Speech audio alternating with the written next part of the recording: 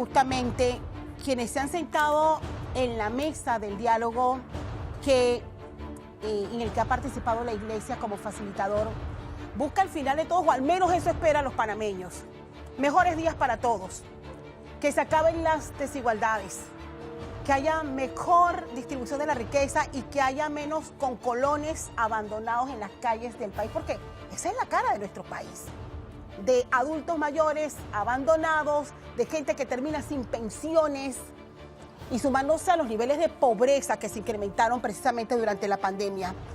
La mesa del diálogo en Penonomé llega a una nueva etapa. Yo quiero darle la más cordial bienvenida al profesor Francisco Blanco. Él es rector de la Universidad Santa María la Antigua, miembro de esta mesa, mesa negociadora por parte de la Iglesia, y agradecerle primero que todo estar con nosotros estos minutos antes de que reinicie ese diálogo en Penonomé y conocer primero cuáles son las etapas que inician a partir de este momento. Bienvenido.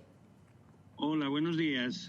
Saludos a todos, a usted, Castalia, y a todos los televidentes. ¿Qué etapas vienen a partir de este momento y los temas que se empiezan a debatir? Sí, es muy importante a la hora de responder esta pregunta que me hace, ¿qué etapas viene?, ver todo el recorrido que ha tenido la mesa única por el diálogo en Panamá. E iniciar con la misma convocatoria que hizo el equipo facilitador, porque creo que así se entiende mejor las etapas que vienen y lo que falta.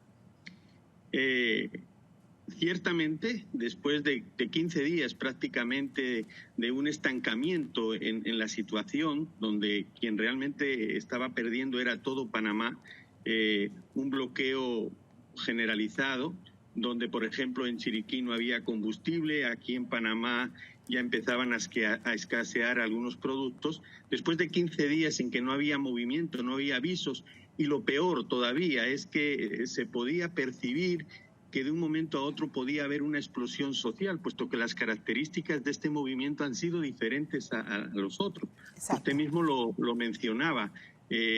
Siempre ha sido muy tradicional decir que estamos en un país de mucha injusticia, en un país con mucha inequidad. Eso se agrava con la pandemia, esos 2 años de pandemia en que se paraliza la economía y por consiguiente se paraliza los beneficios que esa economía podía genera, a los panameños, incrementándose el poder adquisitivo, hay mucho más desempleo, incluso los que perciben salario pues a lo mejor hasta han podido reducirle.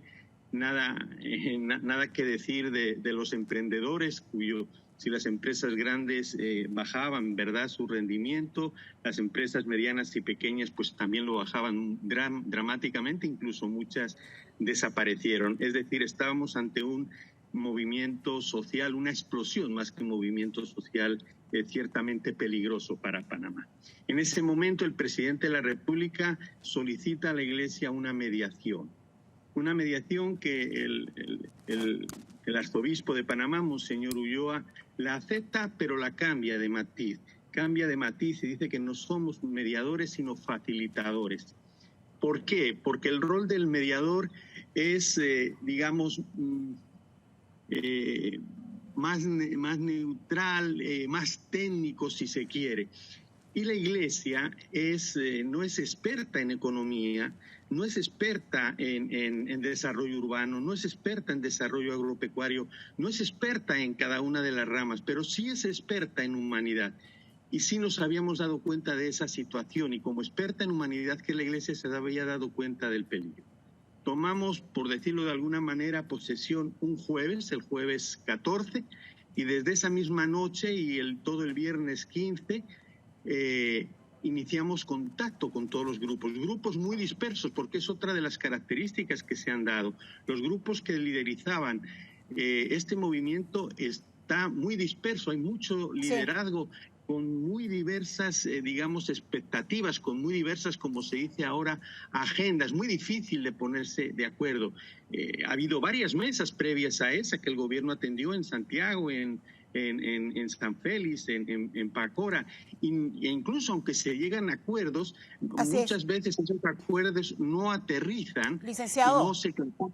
Perdón, sí. Sí, y hay un punto importante y sí tal como usted lo manifiesta, posiciones encontradas incluso y con líneas muy distintas. Y ustedes al final, como facilitadores, han decidido que el diálogo se retomará, pero sin la empresa privada.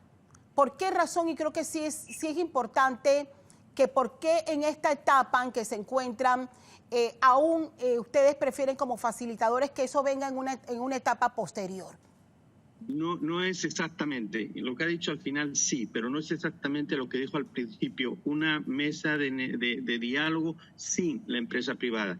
Esa mesa de diálogo tiene que estar con todos, pero por la situación precisamente que se daba, lo primero que había que hacer era sentar en la mesa, y esa mesa no se hubiera podido lograr sin esta primera fase que hemos llamado urgente.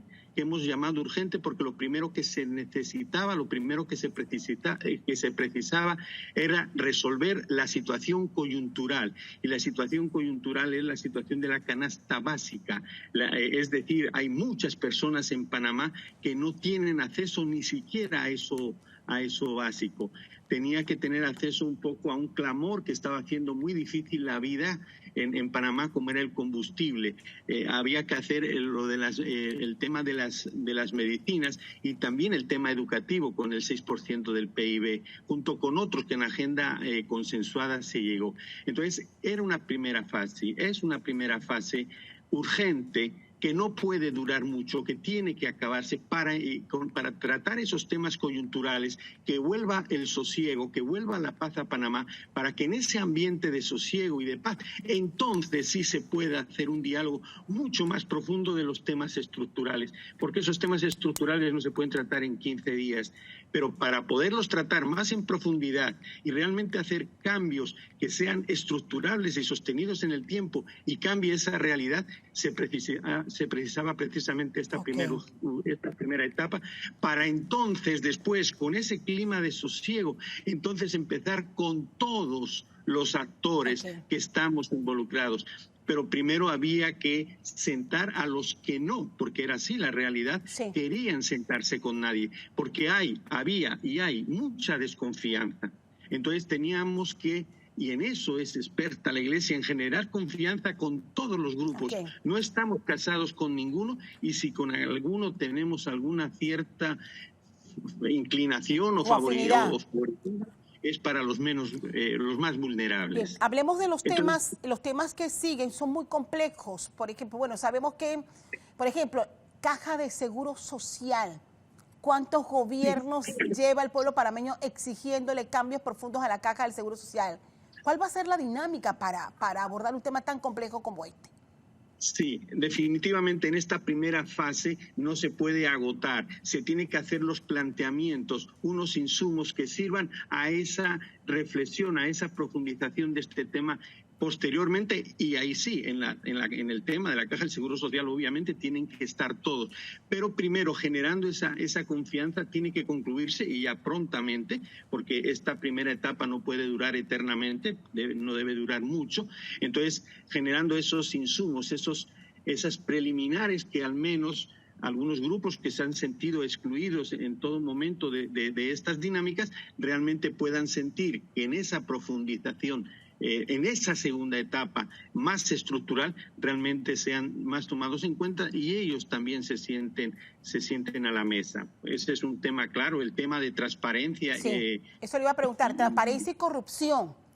Correcto, exactamente, ese es otro tema que no se puede tratar en 2 días. Es un tema y que incluso abarca a todos los panameños, porque no solamente está en el Ejecutivo, no solamente está en la Asamblea, no solamente está en todos los panameños, también en la empresa privada, también a nivel y a título personal. Entonces son temas que una vez con parámetros para tratarles hay que tratarles con mucha mayor profundidad, con todos realmente los actores, porque si no, no vamos a poder arreglar Panamá.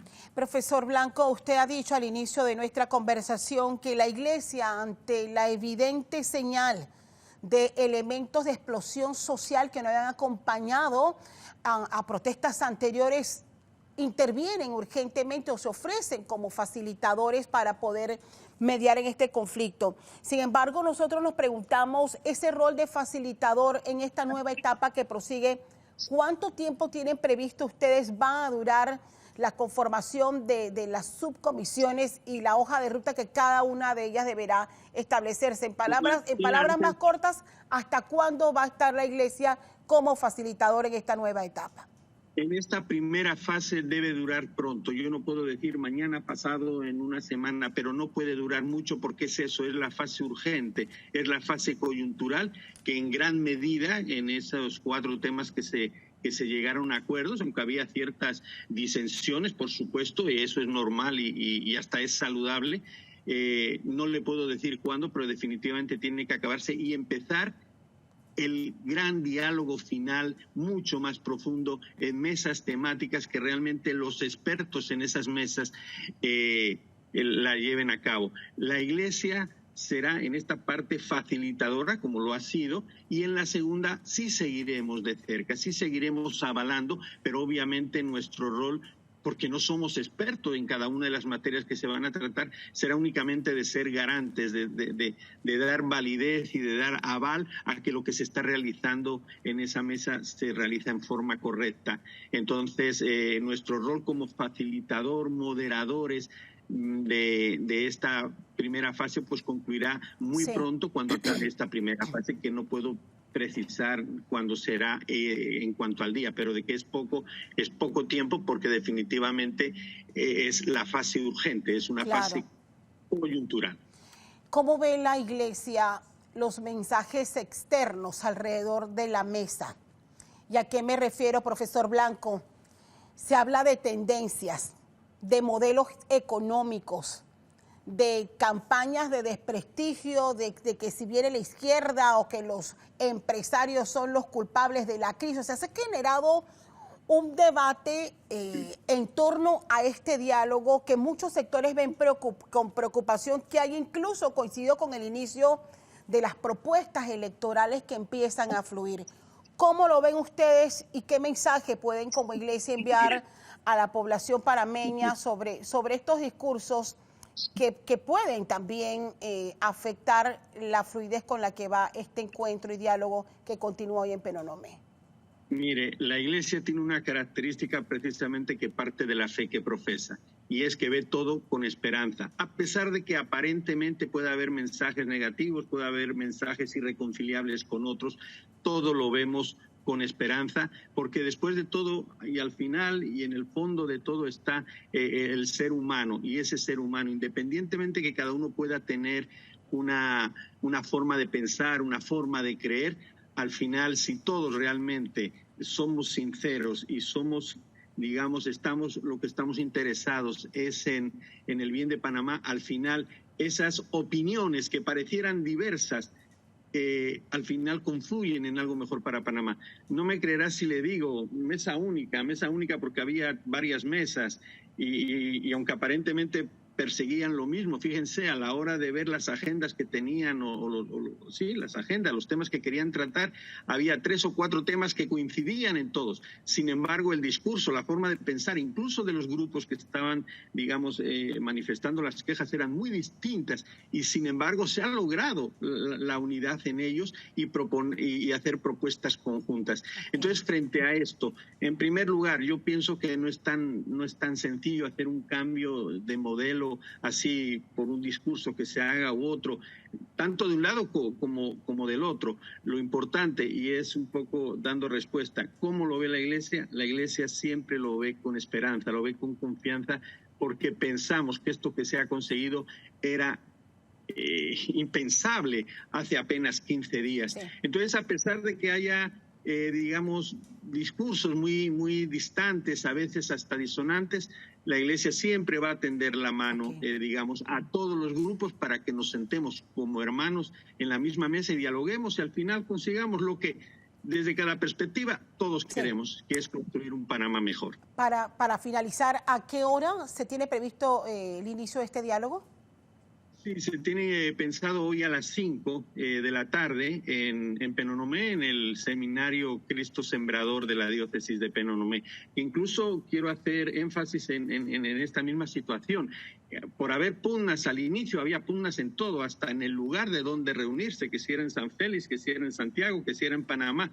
Bueno, pues Sí. optamos por algo que ayudara a todos a reunirse. Y el centro de Panamá es Coclé, es la ciudad de Penonomé. Y dentro de la ciudad de Penonomé, un sitio que no solamente es neutral por ser de la iglesia, y una iglesia que es madre de todos, creyentes y no creyentes, pero a todos quiere ayudar, pero incluso el ambiente natural que se respira. Sí. Los compañeros de usted de TVN, que también han estado ahí prácticamente todos esos días, han podido ver una naturaleza, mucho árbol, mucho bosque, mucha hierba, Sí. en fin. Todo eso ayudaba a lo que pretendemos. Así que el lugar de Cristo, sembrador de la diócesis de Penonomé, ha sido realmente uno de los elementos que han ayudado a esta, digamos, armonía que se quiere, ¿no? Así es. Que más que unidad, a veces lo que se busca es armonía, porque unidad es que todos tenemos que pensar lo mismo, y no necesariamente. Lo que tiene que haber es, en medio de la diversidad de pensamientos, hay una armonía y todos nos amalguemos para que construyamos, como digo y repito, un mejor Panamá, desde cada uno su punto de vista y su forma de ser. Profesor Blanco, le agradezco muchísimo este espacio, y de seguro, como penonomeña, le digo que estar a la orilla del río Saratí tiene que haber influenciado bastante para apaciguar esos ánimos en esta mesa que, reiteramos, continúa hoy 5 de la tarde, y por supuesto tendremos cobertura a través de nuestros equipos.